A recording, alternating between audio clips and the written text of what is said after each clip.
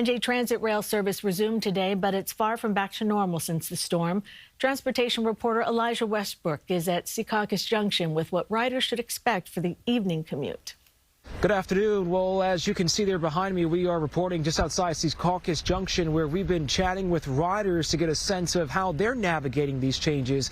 They're telling me in some cases it's taking them up to 2 hours just to arrive to their destination. We're looking at video right now of Chopper 2 flying high above train tracks on the Northeast Corridor. You can see snow-covered rails. We're told this temporary service adjustment allows crews to ensure the train's infrastructure, especially on those busy lines like the Northeast Corridor, is fully functioning. So perhaps as you look out the window during your ride today, you may see crews out there inspecting rails, switches, and signals. The agency is still dealing with the aftermath of this past weekend snowstorm, which brought up to 17 inches in some areas of the state. It's been a difficult day for some riders we had the chance to talk to, but overall, they're just trying to make the best of it.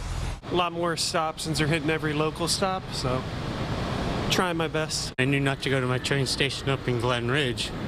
This is not getting me in when I want to get in, so I'm trying this. It takes me like 23 minutes to go to work on a normal day.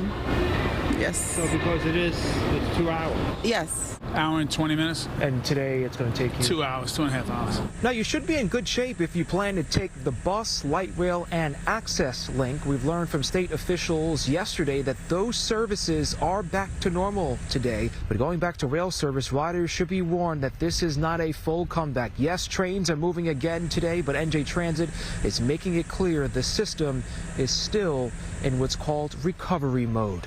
Of course, we will keep you posted. That is the latest at this time from Secaucus Junction. Elijah Westbrook, CBS News, New York.